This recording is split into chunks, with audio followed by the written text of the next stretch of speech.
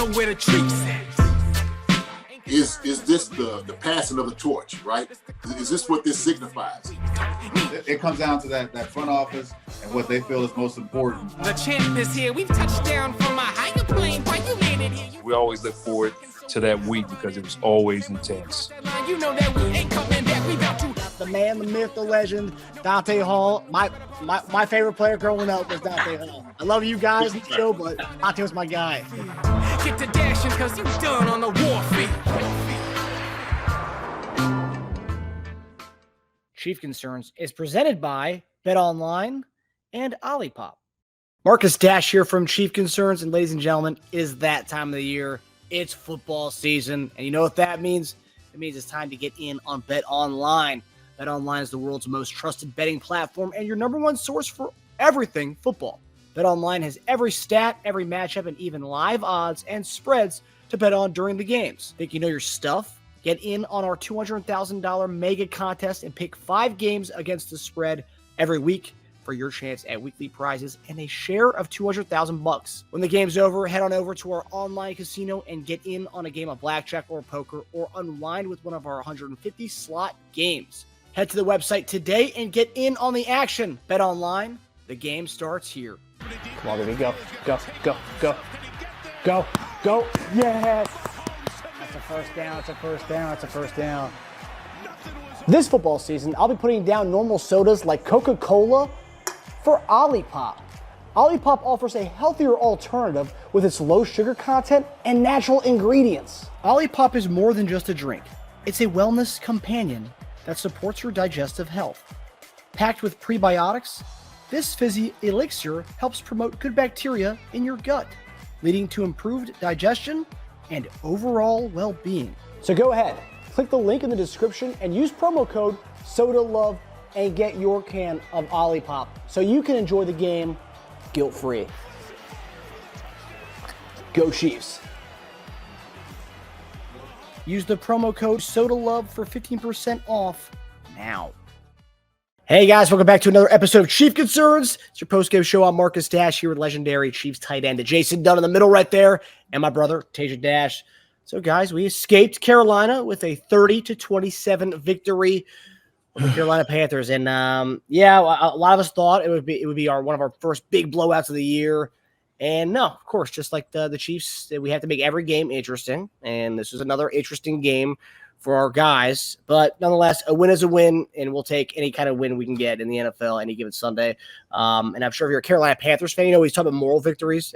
Two things, right? On our end, we're like, oh, man, like there's so many things, there's so many holes to look at here. But yeah, we won, but there's so many holes to look at.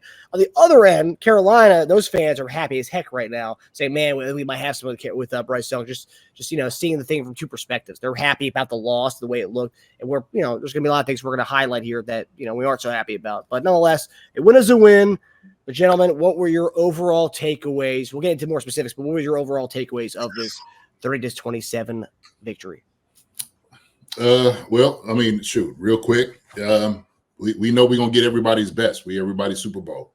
And so we are the standard. Everybody looks to us trying to beat, because for them, if they play a great game against us, or even if they're close, or if they beat us, then they've won. That's how they feel it. Like, that is the team to beat. And so we're Super Bowl champs for a reason. But we had way too many penalties. Obviously on defense, what I look at, some of the matchups that we had, we know we were on man a lot, but we couldn't hit home on the pressure. And when we did, Bryce was able to get the ball out and hit some guys. And so some of our matchups were somewhat of a concern for me. And we'll get into more of what I think that we need to do with some of that.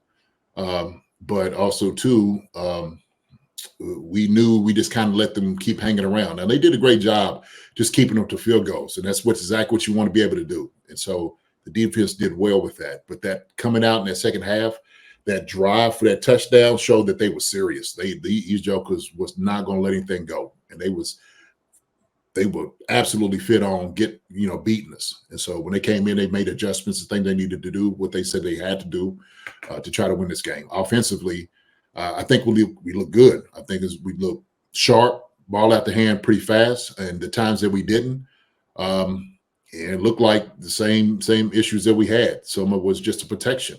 Whether it was, Patrick holding the ball in his hand too long, or if it was, just getting pressure on him. And the same thing, happy feet. I don't care who you are as a quarterback, but when you got to take off running and run for your life, that's an issue and a problem. And so that's where some of the penalties came up with the holding call. I think, also too, when we got to the fourth 4-minute offense, we didn't do what we were supposed to do. And part of that was we should have been handing the ball off to Kareem Hunt, and we didn't. So I get, hey, look, if your offense is working, you're throwing the ball around, good. But then also there's practical things you need to do. 4-minute offense, that's just wear them down. Okay, let the big guys, let them go eat, push on some guys, and slow that pass rush down. And what we did is we actually held it on a silver platter and started throwing the football, which helped them out tremendously, right? And so that was the issue. Special teams, real quick with that. Schrader, that joker right there, man. Hey, I put out there, man, we got a new clutch I needed to work out. The Chiefs need to work out, and that joker delivered. He looked good. We had a good return with P. Ryan.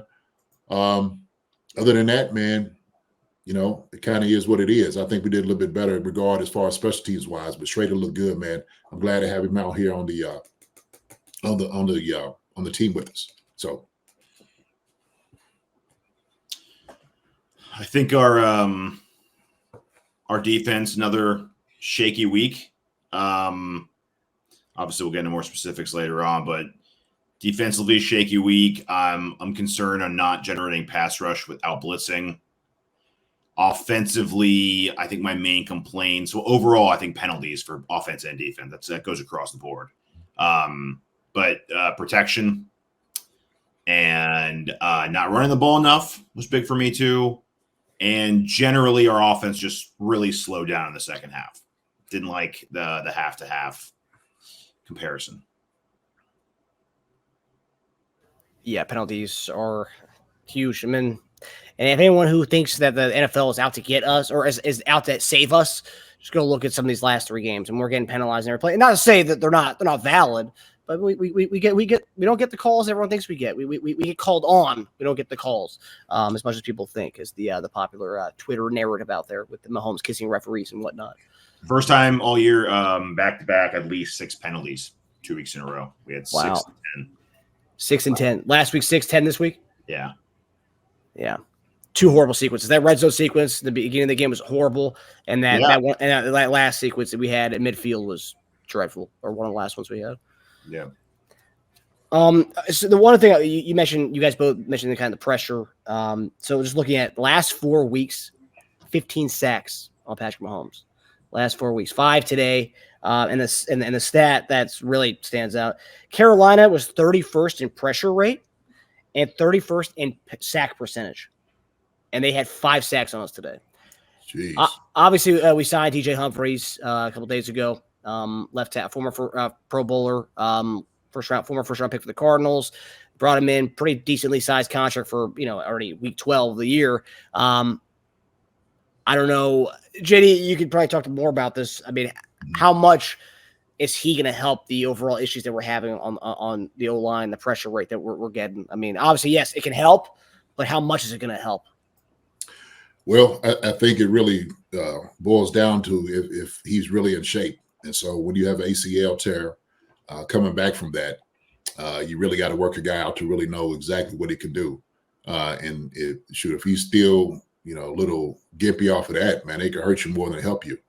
But I do believe that maybe that gives Wanye somewhat of some comfort to know that there's somebody back there that can, spell him for a couple of plays if he needed to. I don't know if that ain't gonna do anything for maybe Jawan or other guys in there. Some things that we still falter in is like technique wise, passing off on the twist. They got home on that. And sometimes you do a bad job of communicating to guys, hey, look, I got a guy in, out on the twist. Carolina ran one, and man, it looked really good. Jadeveon Clowney, we know he's a good pass rusher anyway. I think that's why we try to cover that joker anytime he was available. But he always wants too much money. We can't pay that joker. He trying to get 1 year, $35 million. That's his going rate. So he's a very capable pass rusher. And when you have guys like that, they're gonna go ahead and step up. But Juwan should have did a much better job than what he did. And so DJ Humphrey, sure, he could help out. He really can. But like I said, it depends on how good is he really healthy? That's another thing. And so they'll find that out. Next couple of weeks, they're working him out, getting to a place. But it's still technique-wise, I think Wanya did a decent job until he didn't. So they still got to work these things out, man. It's kinks, but Patrick's taking way too many hits. And he shouldn't be under that type of duress. He just shouldn't. And you sitting there saying they was 31st in the league, man, them jokers just got rejuvenated off what they did to the Chiefs. And I think, to be honest with you, Carolina Panthers D-line and their coach came in the game saying, this is an offensive line that we could probably exploit. Y'all could get sacks. And so they probably had another incentive, no telling what else. They say, hey, man, you get back here to Patrick, y'all have 5 or 6 sacks. I'm going to give everybody a bonus, take y'all out to eat. I'm guaranteed that's happening in the locker room. But some of those things, man, look like it retreated. I see Andre Brown talking about those things. Yeah, we got to do a much better job with that, man. So one guy, he ain't gonna help everybody. Sorry. Adding on to the sacks stat you provided, so we're averaging 4 sacks a game over the last 4 games. We're averaging 6 tackles for losses over the last 4 games, and we're averaging 8 QB hits over the last 4 games. So not good. Even when the guys don't bring Mahomes down, 8 QB hits a game is not good. No. I think this is well beyond Wanya. I don't want to put it all on him just because we signed his eventual replacement, because this goes beyond him. And you know what? Wanya, it's not making Juwan Taylor money. So, Taylor giving up pressures and giving up sacks, I'm a lot less tolerant about. But there's not a guy behind Taylor that's going to come in and play better than Taylor. Unfortunately for Wanya, there's a guy behind Wanya that's probably going to come in and play better than Wanya. And him getting beat in the game hurts. And he is battling a knee thing, not to give him excuses, but he is battling a knee thing. He's playing through it. Right. And they obviously think, 70% of Wanya is better than Kingsley, which I don't know what that says about Kingsley at this point. But the reason it concerns me is his replacement's just getting signed. All the media has been about the guy we just signed. He's waiting in the wings to steal his job. And you couldn't play better against a team that you should have done better against.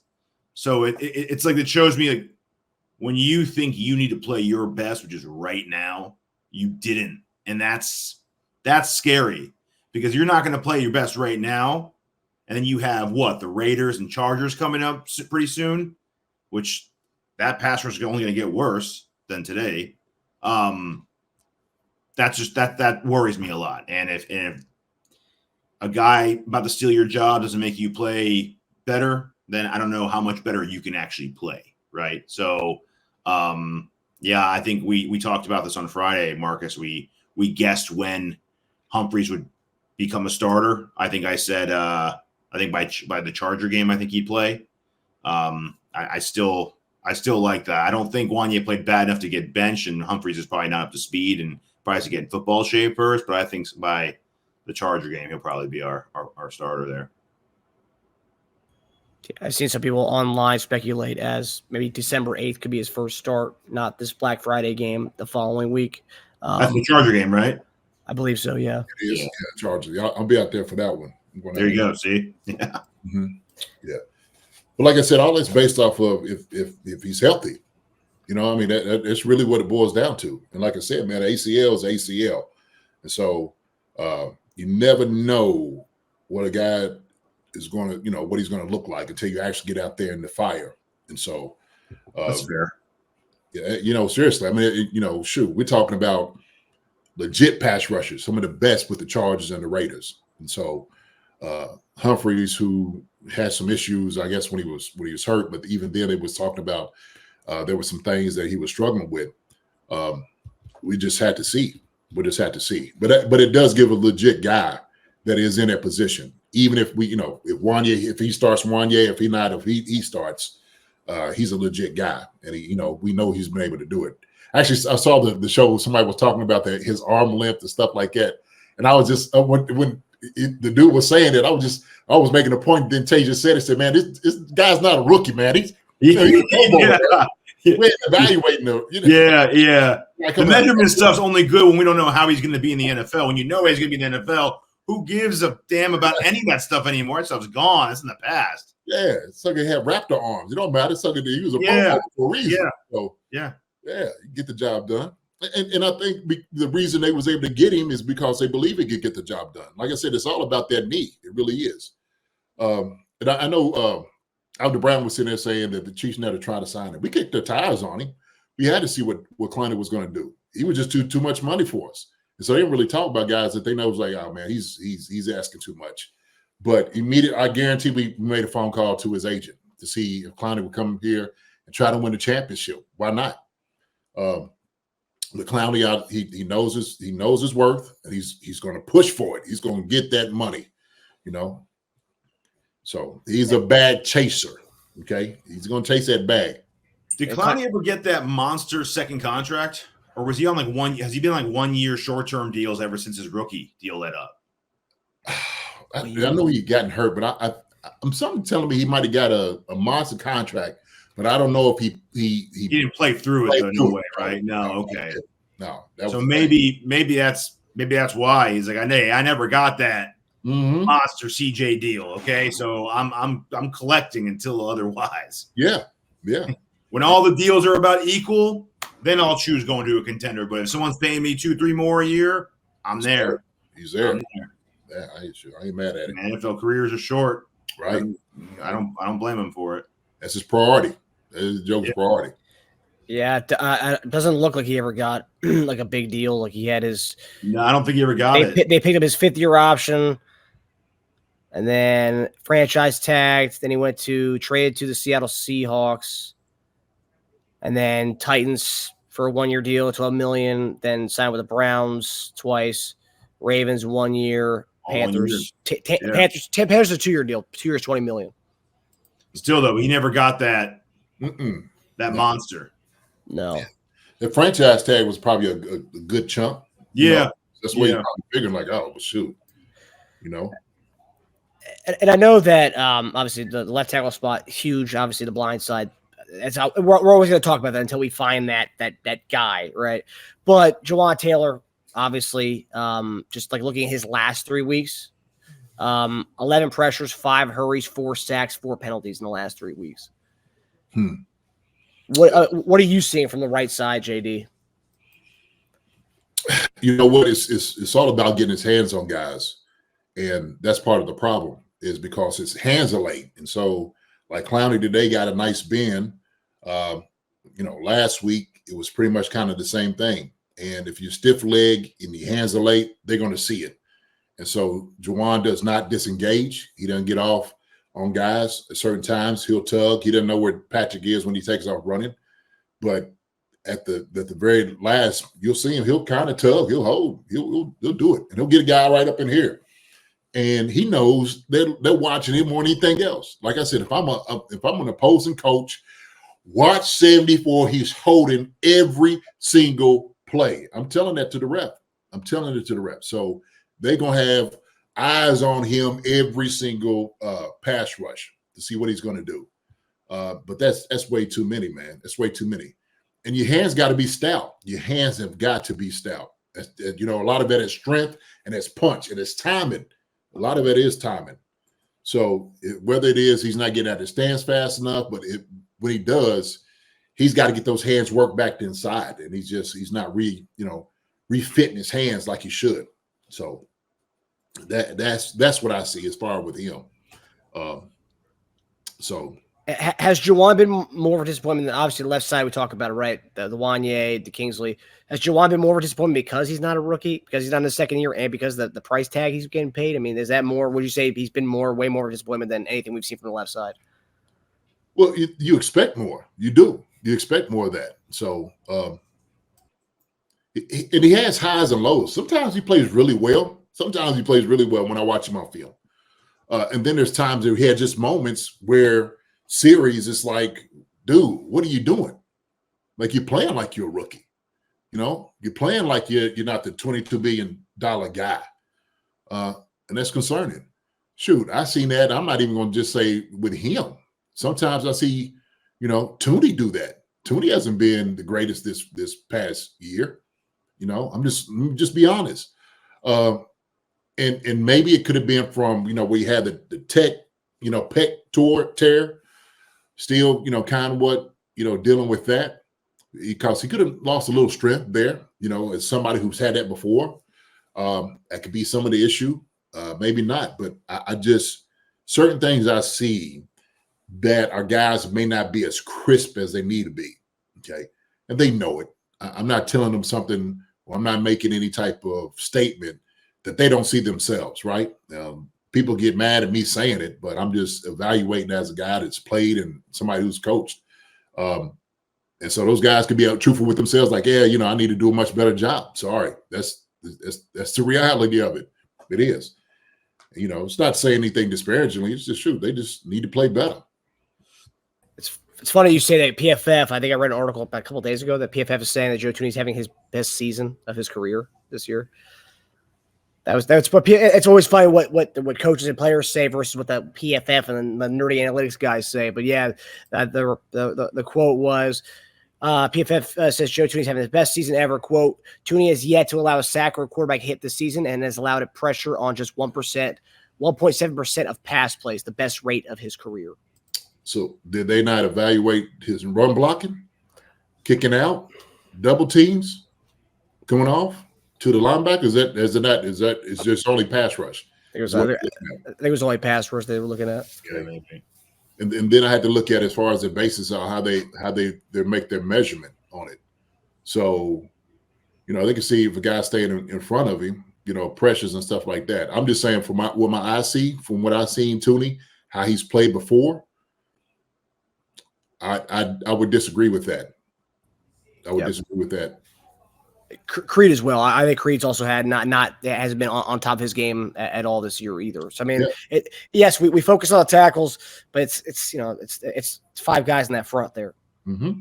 Do you also think Taylor's has had a hard time readjusting to not doing his little false start trick that he was getting away with, or the alignment? Because they said he was doing that in Jacksonville. Mm-hmm. The alignment and the false start thing. He was doing both of those in Jacksonville, never getting called for it. So we signed a guy who was doing something and good at it, and they took that away from him. Yeah. That comes with a readjustment period, right? I mean, I assume it would. I would assume so. I mean, I didn't know how much he was doing it down in Jacksonville, but like if you're saying that, well, shoot, that means, hey man, you got to play within the rules. Sorry. Yeah. You've been getting away with it all this time. You've been the one taking the extra dollar off the cut. Sorry, you can't take that dollar anymore. Now you got to play within the boundaries of the rules and deal with it there. So we paid for that, though. We paid for that rule bending, man. We want our money. We want some money back. Hey, man, they're calling it on you. Hey, you mind giving back like 20% of that contract? Yeah, that's funny. I don't know. That's actually a good point, man. But even then, hey man, make the adjustment. Make it. That you're a pro. You're a pro getting paid $22 million. Make the adjustment. Last year, I'd give him an excuse because it was on the fly, and he's like, "Shoot, man, from game to game, he's like, I got to figure this out." You had an off season. Like this season, I want to see way more improvement from that. And whatever readjustment you have to make it. You're making a lot of money. That's your profession. It's your craft. Fine tune. So I'm the Brown said through 11 games, Taylor way better than last season. I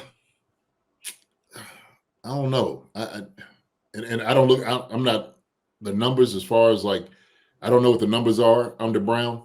I think a lot of it was because he's getting a lot of the penalties last year, magnified everything.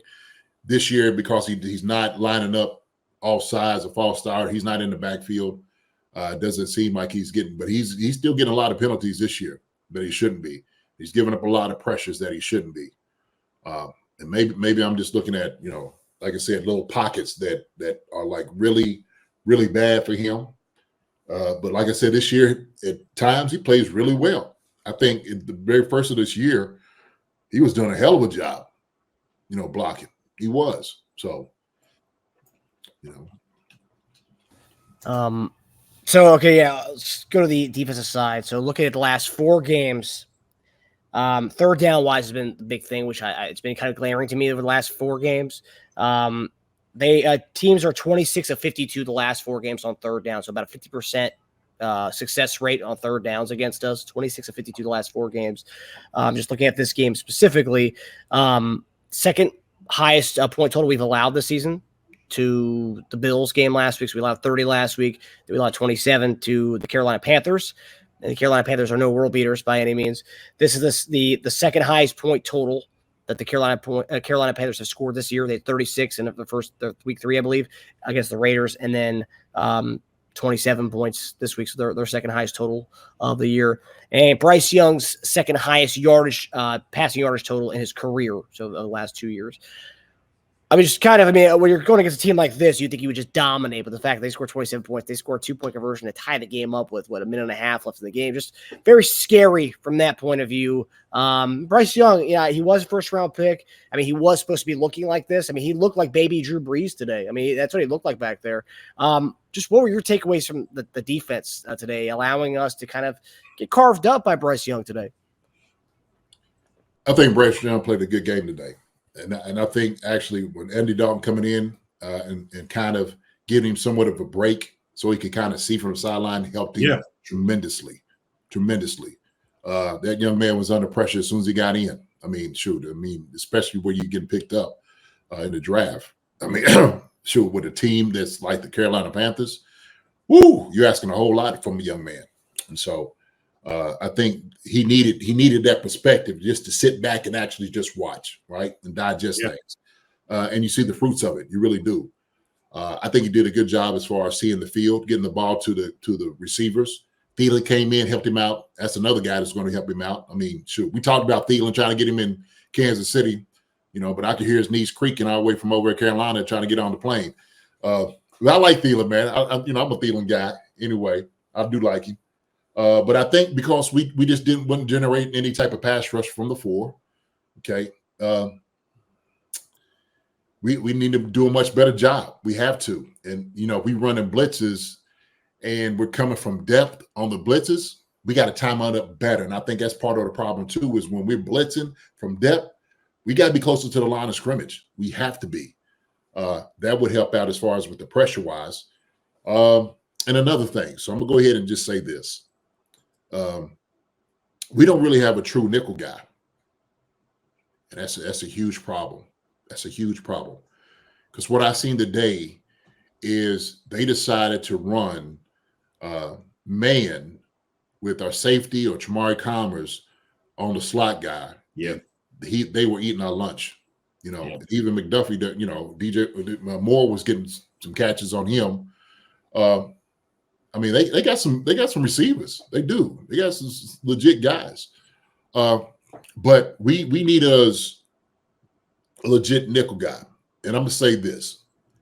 I don't know what Joshua Williams needs to do to get on the field, but he needs to take it upon himself to whatever it is he has to do to get on the field to help us. He needs to get that thing done. That's my take. Because there's no reason that you have a guy like Joshua Williams that had the type of talent that he has, that you can't put Najee covering the slot and him out there covering out there on the for the corner. Oh man, there's no reason for it.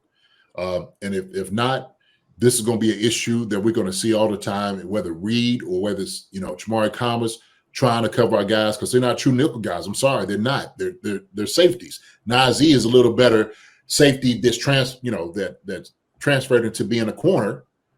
he can do that job. He can.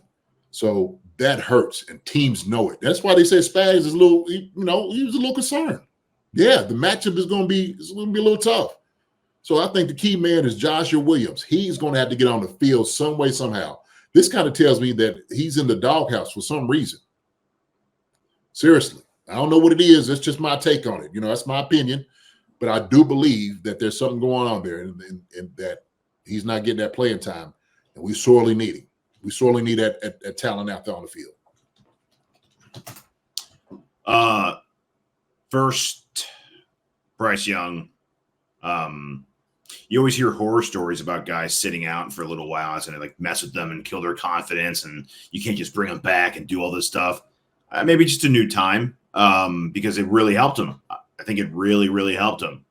He looks almost night and day. I don't want to overreact, but everyone was overreacting when he was bad. So why can't we overreact when he's good, right? You can go both ways with that one. Sure. Everyone wants to say a bust if you have 3 bad games in a row, but if you have 2 good games in a row, it's well, let's wait and see how it goes. I think it really helped him. I think he made the right reads. He incompleted a lot of passes, but he wasn't throwing ducks that should have been 50-50 balls that should have been intercepted. I don't remember seeing one in the game there. I was like, whoa, what are you doing, Young? Don't remember that. He didn't shy away from McDuffie at all. He might have been one of the most aggressive quarterbacks going at McDuffie, actually, which you might see if people watch this film, if coordinators watch this film, you might see some more balls coming McDuffie in the next couple of weeks with guys trying to test him, by the way, because the Young and Moore connection worked. Why can't better connections work? So something to watch there. He made very good pinpoint throws where our cornerbacks and DBs were actually on top of it, but they were just right in there. And they even some down the sidelines, like one that was dropped. I think it was Leggett that dropped it down the right sidelines. Yep. But he looked good. Again, the young Drew Brees, totally. I think he looked the part today. For Carolina fans, great. You just want to see progression. You don't care. This is actually a perfect game. Carolina fans should be really happy with this. You get higher picks. You look good. Good moral victory, and most important of all, Bryce Young looked good. So good for them. Defensively, I think what hurts us the most is that it seems like we just can't generate pressures without blitzing. Anytime that we got pressure, we have 7 guys coming in. And we were hitting Young, but he was staying tough and and throwing nice balls. And some of his biggest plays came on those blitzes, actually. Yeah, that's a problem. Mm-hmm. You say something, JD? What's that? You gonna say something? I thought you were gonna say something. I was like, yep. No, yeah. I agree. So hopefully Omenihu come back can help that. Absolutely. Uche maybe getting some more PT and getting up to speed can help that. I don't know, but we need to start developing pass rush without blitzing every time. I mean, I know Spags is really good at generating it, but we can't rely solely on that. That should happen if our pass rush isn't working, and it's not working a lot, so we have to blitz more often to get pass rush, which is not good, which also, when we're not blitzing, puts so much more pressure, and we're getting exposed for having safeties playing cornerback more often than they probably should. And that's a problem. I think when Watson went down, they were hoping just to fill the gaps with, sticky DBs that we have that are kind of tweeners and hybrids, and sometimes it works, but a lot of times we're seeing, especially when we cannot get pass rush, it does not work. So that's scary for me going forward. I'm going to obviously keep an eye on that. If it's Williams coming back and playing that role better, or if it's signing somebody out there they feel like could be a little stickier at a natural cornerback position, I don't know. But, it's a little scary for me. When you're blitzing and that's not hitting home, being on an island as a corner or safety that's like you said, scary. That's a scary thing. And that wide receiver should win. He should win that every single time. One-on-one, on the offensive side, if you got man, you should win every single snap. That's your mentality. And so when you're telling the quarterback, hey, I got this guy man, and especially if I'm sitting there and I'm looking at a corner, I'm sitting there, I'm looking at 27 or whoever, throw it up. And that's what Bryce did. He threw it up to Thielen. He threw it up to Leggett. He tried it. He tried it. And talking about McDuffie, they've been going after McDuffie for the past few weeks. I think they've seen that against, I think the Broncos was really the first team Cortland Sutton was the first one who's like, okay, yeah, I got him. And then all of a sudden that mystique of like, oh, okay, 22 is a Pro Bowl, but if I'm a coach, hey man, everybody's challenging. Why don't you challenge him? Pro Bowl means nothing. Bryce, he didn't look, I don't care what number you had on your back. Doesn't matter to me. Okay. I got a guy that's been catching footballs for 13 years, who's doing a great job. I got a big receiver on the outside who can go up and catch a football as athletic as anybody. I got a guy named Moore that's quick, fast, can catch a football. I'm gonna get the ball to those guys. Get the ball to those guys. So there's some soul searching, man, in that secondary for sure. It is. And even when you had sticky coverage, guys are they making plays. They are making plays. So there's something that has to be done. I'm serious. But Joshua Williams, like you said, it has to be Joshua Williams. Somebody's got to come in because we cannot leave those safeties, true safeties, playing nickel on these guys on slot receivers. Can't do it. You will get beat that way. And you've seen it today. And it was just move and change. Yeah. Footballs getting open. And they'll make the tackle if they catch the football, but that's already 20 yards down the field. Shoot. They were our number 2 and 3 cornerback today, right? Johnson and Connor, right? What's that? They were our number 2 and 3 corners today? Nazi was 2, I believe. Connor, yeah. Connor was 3. Yeah. Connor 3rd, yes. Yeah. Come on now. Hey. And we're going to play Raiders and Chargers 2 weeks in a row that aren't explosive by any means. Mm-hmm. If this continues to happen against teams that aren't explosive and aren't supposed to do you up the way we're getting done up, then that's not good because the Bills were down weapons. Mm-hmm. Broncos aren't explosive by any means.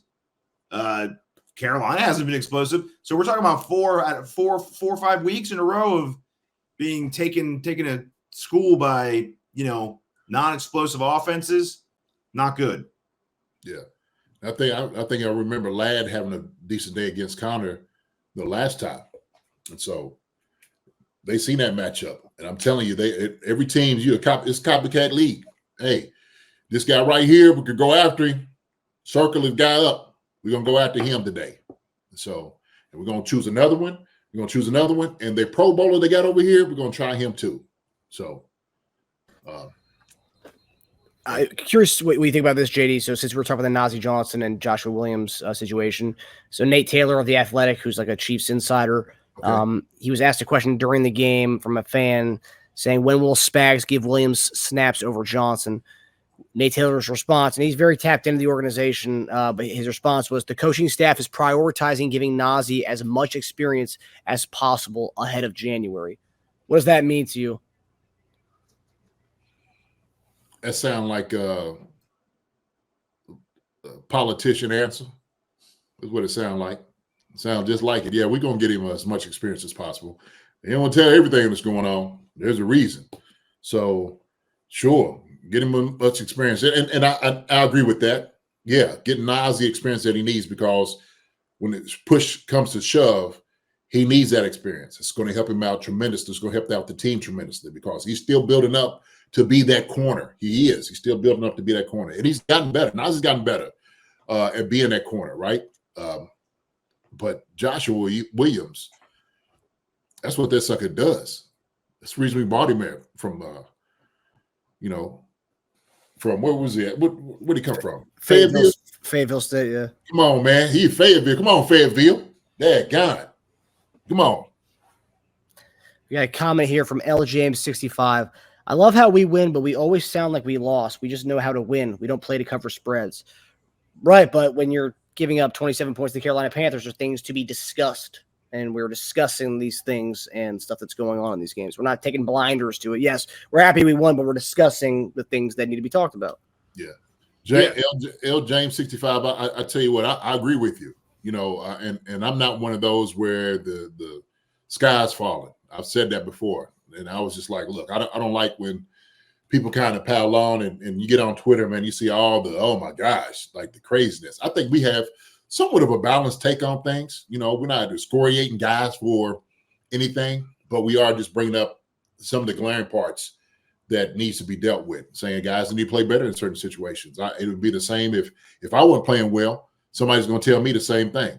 I ain't got no problem with that, right? So, my rebuttal to him is we're coming off a loss, first of all. So we wanted to see how we bounce back from that. All the things we did bad last week on defense, same thing happened. Number 2 and 3 got beat, cornerback, couldn't generate pressure without blitzing, and then we couldn't protect Mahomes again. So these are trends that are happening. We want to see breaking the trends.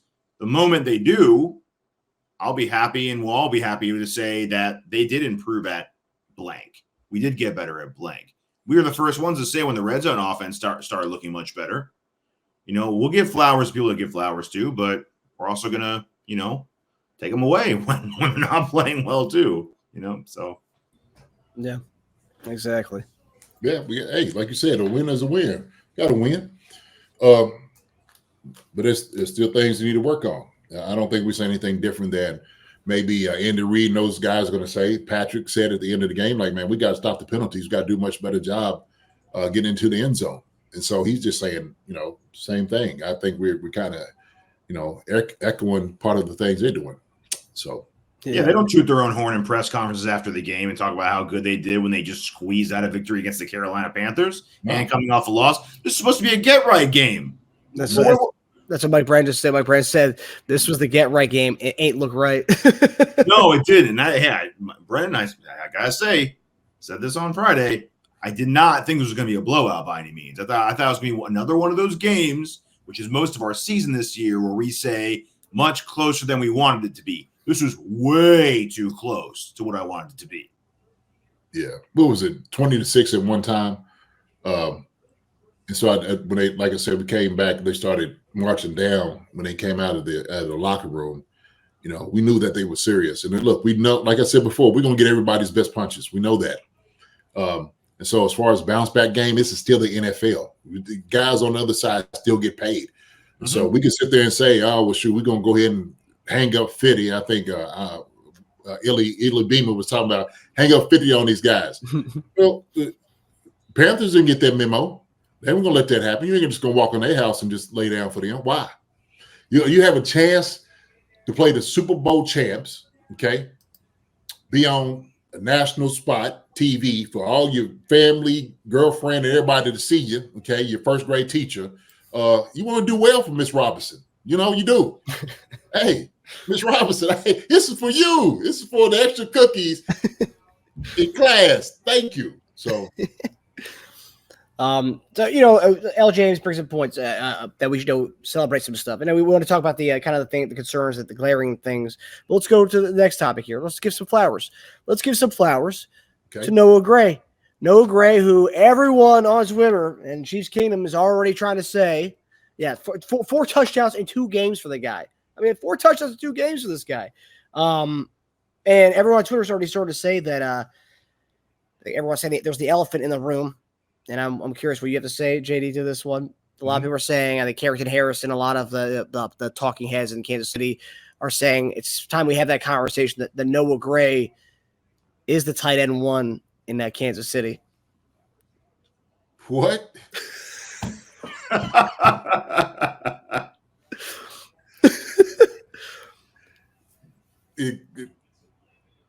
Harrison can be no further from the truth. Okay.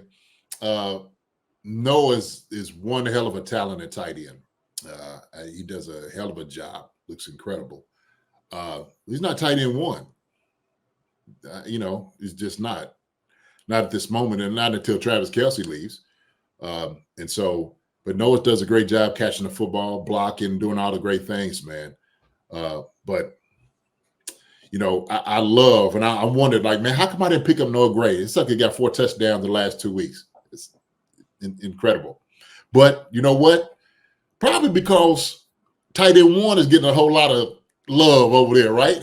He's probably getting covered a whole lot. The Noah Gray can get open, can exploit a little bit of the matchup. So now, man, I'd be happy for it. Hey, it's just those things like that's not even debatable. You talk about that once Travis Kelce leaves. We had a conversation about this, right? Because we were talking about moving up in the draft for a guy. And I said, hey, move up for Brock Bowers. Why would you give it for a guy like Brock Bowers? Well, you see what Brock Bowers is doing out there with the Raiders, and they ain't going nowhere. Sorry. Brock Bowers is that dude. And so that was my take back then on saying it, man. But Noah Gray, man, is an incredible tight end himself, man. He runs great routes, got great hands, does all the right things. Patrick loves having him in offense. And, man, he has been kind of our bread and butter in the tight spots. That, hey, if you have somebody to throw it to, the ones that's not getting double teamed, throw it to Noah Gray. He's going to be open. So shout out to Noah Gray. Flowers. Well done, A3. Well done. But for all the people who are quick to which is ridiculous, quick to say that Gray's kind of succeeded him as the next great tight end in Kansas City. And Andre Brown asks a great question here. Would Noah be producing if, like the way he has been the last 2 weeks, if there was no 87 on the field? He'll still catch footballs. Yeah, no question. But I think obviously they run a lot of two tight end sets, with Noah and Travis in there just for that reason. They're not stupid. Not stupid at all. So why not put two tight ends in? Who are you going to cover double team? It'd be Travis. And so, I still, he's a very capable receiver, if that's the question. So still a very capable receiver. I'd love to see the with and without on the field with Noah Gray and Kelsey. Like, I want to see what percentage of his catches and yards come from Kelsey not being out there at all. That'd be a cool stat to see. Like, is Kelsey actually absorbing attention when he gets these numbers? I know at least one of those touchdowns, I think Kelsey was on the field for sure, that I remember seeing him on. Yeah, that second one. Yeah, exactly. I'd like to see the other ones, though, just his catches. That's a huge part of it. No, see, it's funny. Like, people give flowers, but even in that, they're taking Kelsey's flowers. They're going, here you go, here you go, Gray, take Kelsey's flowers. No one could just give someone flowers without like giving someone else a hard time, right? That's the world we live in, I guess, right? I'm not going to go into the whole 1 and 2 thing. I think it's ridiculous, but there are things I think Gray does better than Kelsey. I think at this point, I think Gray might be a better yak guy. I talked about this even last year about how Kelsey's yak has declined. His broken tackles have declined over the years.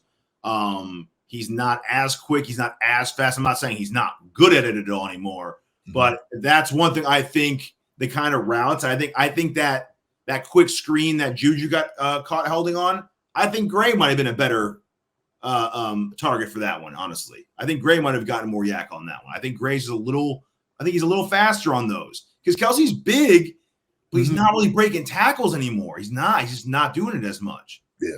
But like, broken tackles are not that far off. Like, so yards after catch per reception, Gray 5.7, Kelsey 3.2. That's a big difference, man. That's almost double. That's a lot. But how many times you see when Gray, like today, like he's wide open, like when I see him catch footballs, Gray is pretty much kind of wide open. There's nobody around him most of the time, and then he finds those windows, and it's almost like he turns around expecting to get hit, and it's like nobody's there, and so he's able to run. So I don't know, like as far as wiggle and stuff, I get what you're saying, but it just seems like to me that when Noah does catch a football, there's really a lot of people around him. And not saying that Travis hasn't diminished, because he has. There's no question about it. He just doesn't have, this, swirly hips like he used to. You know what I'm saying? That's something you had to talk to Taylor about.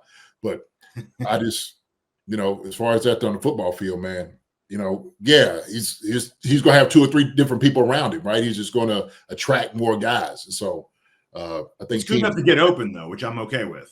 Yeah, right. Right. His wiggle is good enough to get open. And that's yes.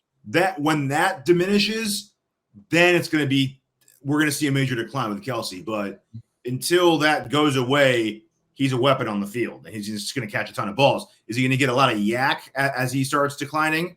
No, but it's still good enough to get open. Yeah. And it kind of goes into like D-Hop too. So D-Hop's getting open. That joke is getting open. And I love the trap. Hey, look, Patrick He's like, where's D-Hop at? You better throw it to the guys who got the best hands on the field. Shoot, on both teams. D-Hop's going to catch that football. He's going to catch that rock for first down. So they couldn't cover him. I think they need to give him more targets. I remember when they threw him that fade route in the end zone, and the guy was all over him, which they didn't call a DPI there. The guy was all over him. Yeah. I was like, you need next time you get in the red zone, you need to target D-Hop. The guy can't guard him. And then obviously, Pat finds him and does that like crazy baseball throw that gets to him in the back of the end zone. But D-Hop, I mean, I'd love to see his catch per target rate because it seems like it's 100% so far with since he's been in Kansas City, because it's pretty. Every time he's targeted, that ball's a catch, pretty much. Yeah, me and Susan was talking about it. I think it was a good no call. It could have went either way, but I think he kind of turned his head just a little bit, just enough. You know what I'm saying? He didn't really impede his route, so I was just like, okay.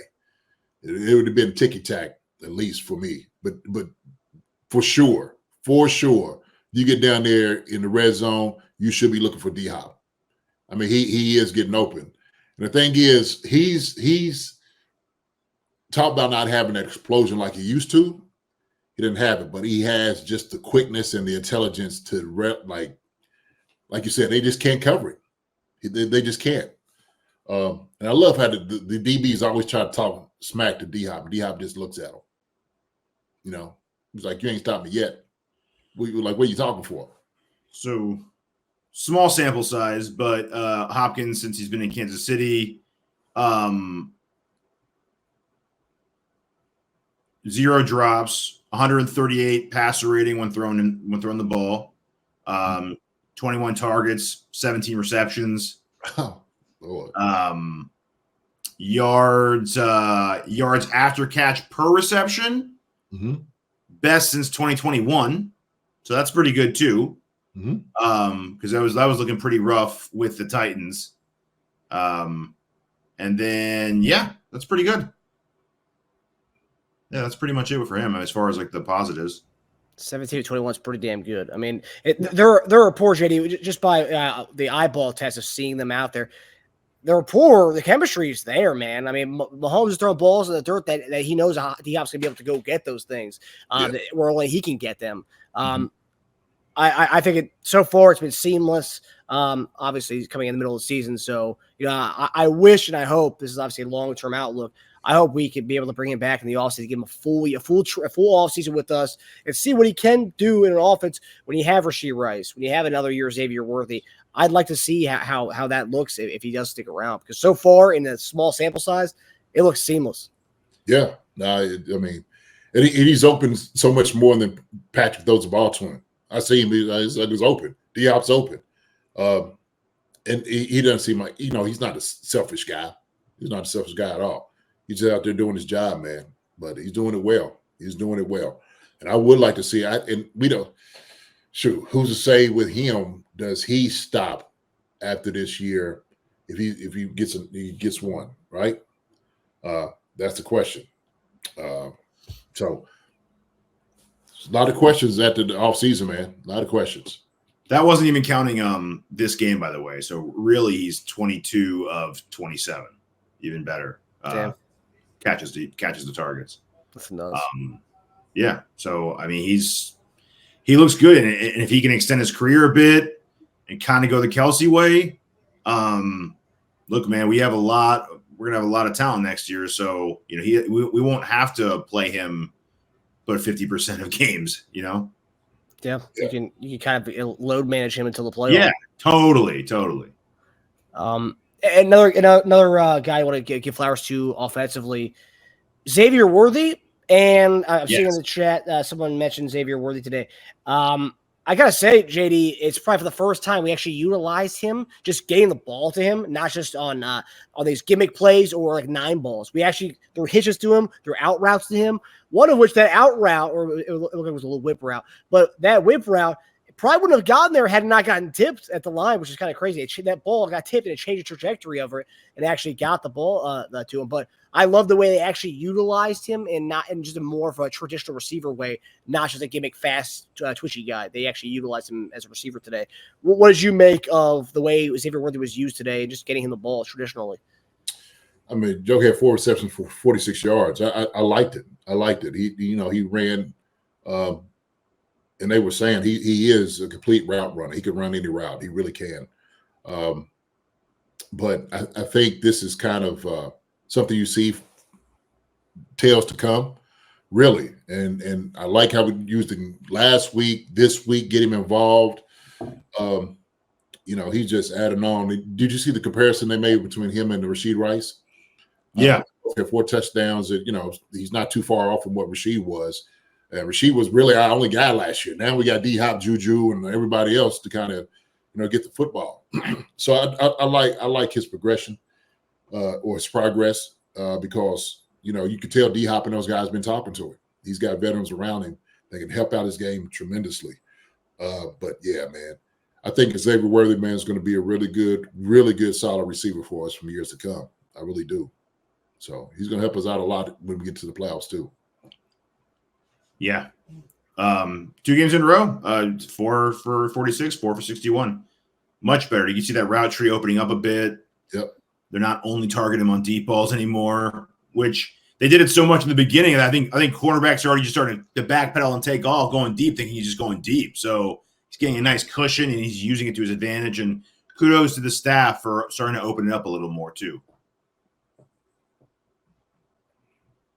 Yeah, seeing the Rice to Xavier Worthy comparison was interesting because the way they get their numbers, it looks so different. That was very surprised because towards the end of the year last year, Rice was getting like 12 targets, eight catches a game towards the end of last year. So it seemed like Worthy it just looks different. So you don't actually think that the numbers would be that comparable, and it was pretty interesting that it was that comparable. I was actually very shocked by that. I think if we had to force the ball to him more, he would have better stats, but we don't have to do that because we still have more than last year. Yes, correct. Yeah. So, L. James or anybody who thinks we were maybe a little bit negative in the beginning of this episode, there's a lot to love, like we say. There's a lot flowers to give out, and a lot of things to that we saw that we love today, and we hope continue to build on, like Xavier Worthy, Hopkins, to continue to get him acclimated to the offense. Give Noah Gray more targets. Continue to feed Travis Kelce. 6 for 62 coming off a game last year where he went 2 catches for 8 yards. 6 for 62 this week. And some people out there are saying he's tight end too, and the guy went 6 for 62 today. So give Hunt more carries. He only had 16. He ran for 4.3. So tied for his second most all season. He should have had more carries today against the Carolina team. Should have more carries. And let's give the defense a little bit more flour. Chuba Hubbard only had 16 carries for 58 yards, 3.6 carry. Did a good against the run. So it was good. It was good. So there's positive things there, James. It is positive things. No question about it. So there's lots to love. There's lots to love too. And 10-1, that's a big thing. That's a lot to love there. 10-1 going into Thanksgiving week, guys. It's a Thanksgiving week on Black Friday against the Raiders. So that's also too, people don't really think about that aspect of it. We are playing on a short week, right? We're playing Carolina on the road. Then we play only 4 days away against the Raiders on Black Friday. So it's different. It's a short week, thinking ahead against an AFC West rival. A team that the last time we played them on a holiday, they took our lunch money. So there is that as well. So I'm glad that we came away with a win in Carolina, and now we'll be headed back home for the holidays. Yeah, fitting. We're gonna go ahead and get a dub against them guys too. But we're gonna get a couple of guys back, man. This is our Black Friday sale too, baby. We're gonna get a Middlehu and Pacheco back, and oh my goodness, shoot, we got deals everywhere. So and Hollywood, Christmas Day was the new update today. Hollywood Brown could be joining the Chiefs Christmas Day. So yet another weapon comes as the Chiefs. You may not think they're looking as succinct as they usually do, but they get Pacheco back, Amenahu back this week, and then a few weeks later for Christmas, Santa's bringing us Hollywood Brown, and he'll put him on the Christmas tree for us. It's beginning to look a lot like Christmas. Yeah. Mike Brennan, thank you so much for saying that about my friend. Thank you, sir. I appreciate it. I know you was on the pod with us, so thank you, brother. Love you for that. Thank you. Yeah. Lots of love in the Chief Concerns community. Absolutely. There you go, Susan. But all right, guys. So just give you guys an update on this week. Obviously, it's a holiday week. and it's a short week for the Chiefs as well as Chief Concerns. So tomorrow night, JD and I'll be back on for our normal grade show. Wednesday, we'll have our normal week preview. And then Friday, we'll be back on Bleacher Report for our post-game show right after the game. But obviously, so no betting show on Friday. So that means Teja will be joining us on Wednesday for a quick little betting show and keys to victory on Wednesday as well. So kind of an action pack. You're going to get your money's worth in that Wednesday show this week, guys. You're going to get your money's worth. Yes, sir. So, them out. yeah, it's a good stuff on the Wednesday show. So definitely, if you guys aren't already subscribing, hop over to Chief Concerns on YouTube and subscribe to the channel. But that does it for us today, guys. And we'll see you guys tomorrow night, Monday night, for our Monday morning tight end show where JD gives us his grades and breakdown for this lovely win over the Carolina Panthers. Mike Brennan said his wallet's hurting. How'd y'all bets look? Oh yeah, 4 or 5. Ooh, I think I went over. I don't think I got anything. really? Chiefs didn't get 33.5. Panthers didn't get under 14.5. Hunting got get 100 yards rushing. Hunting get a touchdown. And what's my fifth one? I forgot my fifth one. I didn't get that one, I don't think. Was it Hubbard? Under? No. I'll have to go back and look what it was. I forgot what it was. Oh. But 0 for 4 is I remember. It was the overall the total score, wasn't it? No, I didn't do that this week. It was. Finally didn't do that and it hit, huh? Chiefs minus 13.5 was the other one, and that didn't hit. So no. So I was way wrong on it. So I need to go back to honing it in, not thinking we're going to blow out teams. We're just going to, be realistic about it. Okay. What about you, Tage? What'd you hit? What was your 4 out of 5? What'd you get? Hunt 63, Chiefs winning first half, Chiefs winning game. Mahomes 2 touchdowns. What was the other one? I lost the under 43. And then my last one. Young 3 carries, Mahomes 2 touchdowns. Oh, Young 3 carries. Okay. Young 3 carries. Yeah. I think he got that pretty quick. Yeah, right out the gate he was running. Yeah. So just the under. Yeah. All right, guys. Well, we're glad I'm done. I'm like Brandon, enjoy the bets, even though I went 0 for this week and Teja went 4 for 5 this week. But yeah, so we'll see you guys Monday night for JD's grades. So love you all. Love you guys. Love you, fellas. Love you all out there. Love y'all. See y'all then. See y'all tomorrow. All right. Everybody. Hi, everybody. Thanks for watching. Subscribe here to get the latest from the show. Also, be sure to check out the best clips from Chief Concerns. And if you prefer to listen to the show, subscribe and follow us on Apple Podcasts, Spotify, and anywhere else you get your podcasts.